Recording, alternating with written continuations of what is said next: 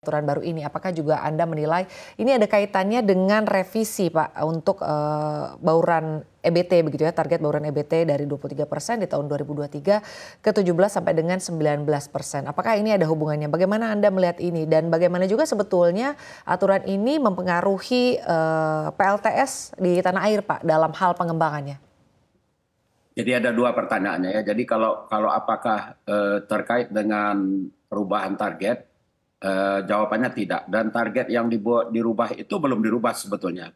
Perubahan menjadi 17 sampai 19% ET pada tahun 2025 itu adalah proyeksi Ken dalam RPP Ken yang baru yang belum disahkan. Jadi sekarang yang sah itu ya target tetap 23%. Nanti kalau RPP-nya itu disetujui oleh DPR, kemudian ditetapkan sebagai PPKN yang baru, barulah target 2025 itu menjadi 17-19% tadi. 17 skenario rendah, 19% skenario tinggi. Jadi tidak ada kaitan peraturan ini dengan permen ini dengan angka-angka tadi. Dan saya perlu menggarisbawahi juga bahwa belum ada perubahan. Sebenarnya saat ini ya target bauran energi terbarukan tetap 23%. Karena angka itu beredar mungkin karena disosialisasikannya RPP Ken yang baru, dan di dalam RPP itu ada perubahan target 2025 karena sudah tidak realistis. Sekarang baru kan 13%, kemudian akan mencapai 23% dalam waktu 1 tahun lagi. Nah karena itu. Nah kemudian apakah ini berpengaruh terhadap terhadap ini ya? Pengembangan PLTS Pak. Ya, terhadap pengembangan PLTS. Tentunya yang kita harapkan pengaruh positif. Tetapi saya belum bisa menilai saat ini, tadi kan saya sampaikan apakah ini menarik bagi pelaku yang akan memiliki rooftop itu sendiri. Namun secara umum saya lihat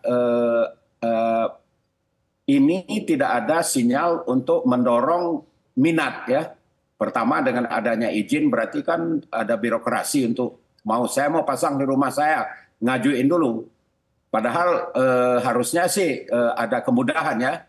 Lapor aja ke PLN, misalnya kuota itu ada di PLN, tapi kalau orang mau masuk ya langsung aja. Tapi ini kan mengajukan dulu, dapat izin dulu ya. Untuk yang besar-besar juga dapat izin ya.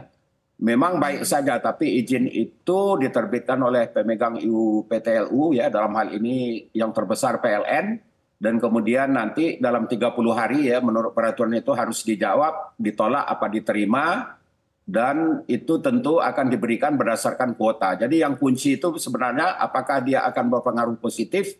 Pertama adalah seberapa besar kuota itu bisa diberikan. Kalau kuotanya cukup besar, ya sebenarnya dia akan positif.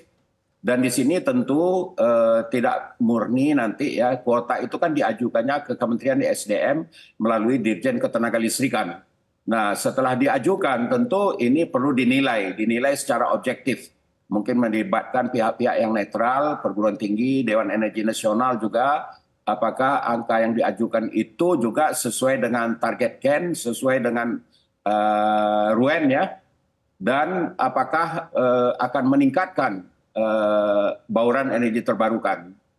Aturan-aturan ini kan sebenarnya bersumber dari atau berawal dari adanya transisi energi yang sudah kita canangkan ya, dicanangkan oleh Presiden untuk mencapai net zero emission 2060. Namun juga kalau dilihat dari bahwa ekspornya tidak boleh ada, ini sebenarnya mundur dibandingkan yang sebelumnya. Jadi hanya digunakan untuk intern, tetapi ekspor itu akan terjadi ekspor karena kalau ada kelebihan misalnya orang pasang ya, katakanlah kayak di tempat saya pasang 3 kilowatt. Ketika beban siang saya dia berproduksi 3 kilowatt PLTS-nya, dan yang bisa saya konsumsi hanya 1 itu akan dikirim kecuali saya punya baterai storage.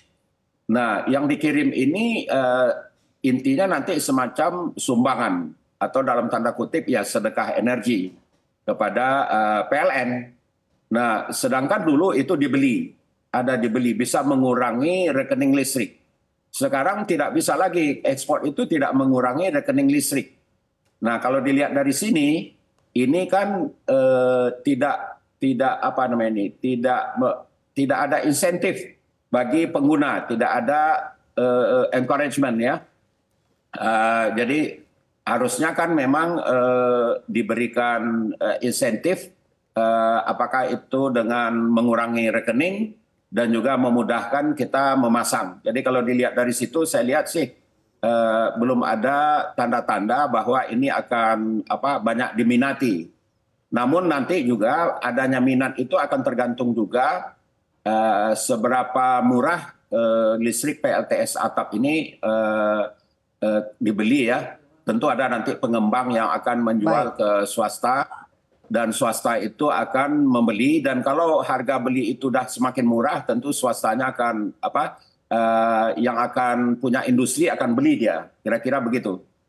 Baik, terima kasih Pak Herman untuk penjelasannya. Saya ingin ke Mas Demas. Mas Demas menanggapi apa yang tadi disampaikan oleh Pak Herman begitu. Sebetulnya ada banyak poin ya, tapi kalau dari kacamata Mas Demas sendiri, apakah aturan ini akan memberikan pengaruh kepada pengembangan PLTS dan bagaimana Anda melihat sebetulnya PLTS atap ini ke depannya? Iya, saya sebagai salah satu ini juga ya, calon pengguna untuk PLTS atap, jadi melihat ini juga sebenarnya plus minus ya Mbak Zinta, karena melihat adanya kemudahan, adanya kejelasan dalam pembuatan PLTS atap untuk masyarakat, untuk rumah tangga. Nah, namun di sini yang perlu jadi catatan adalah kalau memang saat ini kondisinya oversupply dan Permen ASDM nomor 26 ini direvisi dengan kondisi yang saat ini oversupply.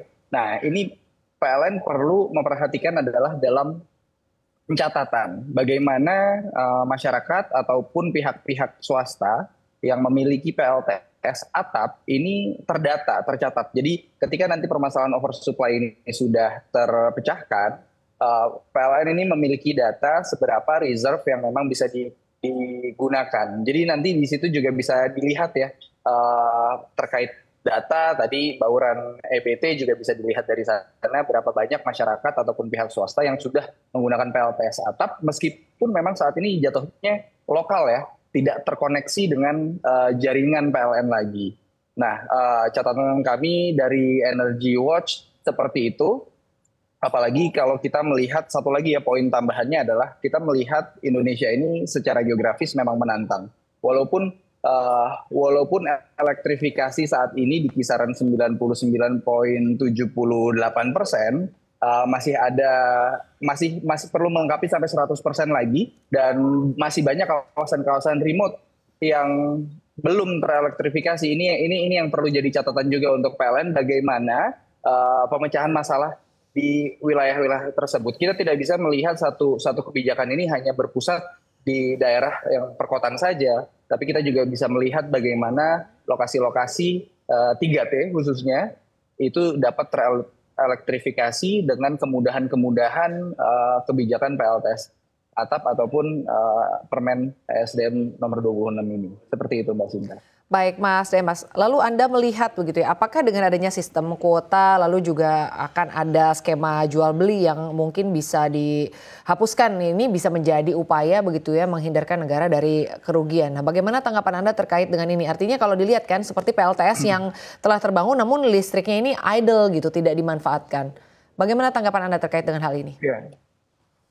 Iya, tentu kita melihat masalah ini dari kondisi oversupply ya, yang memang menjadi beban negara yang tadi sudah saya sampaikan. Setiap kelebihan 1 gigawatt itu kurang lebih negara rugi rata-rata 3 triliun per tahunnya. Ditambah kalau misalnya kita berbicara PLTS atap yang memang intermittent, itu ada tambahan di 0,5 triliun ya per tahun. Jadi ini juga merupakan langkah atau mitigasi pemerintah dalam mengurangi beban negara apabila kondisinya oversupply. Kalau kita berbicara kondisinya kekurangan, justru ini hal yang lain lagi tentunya Mbak Sinta.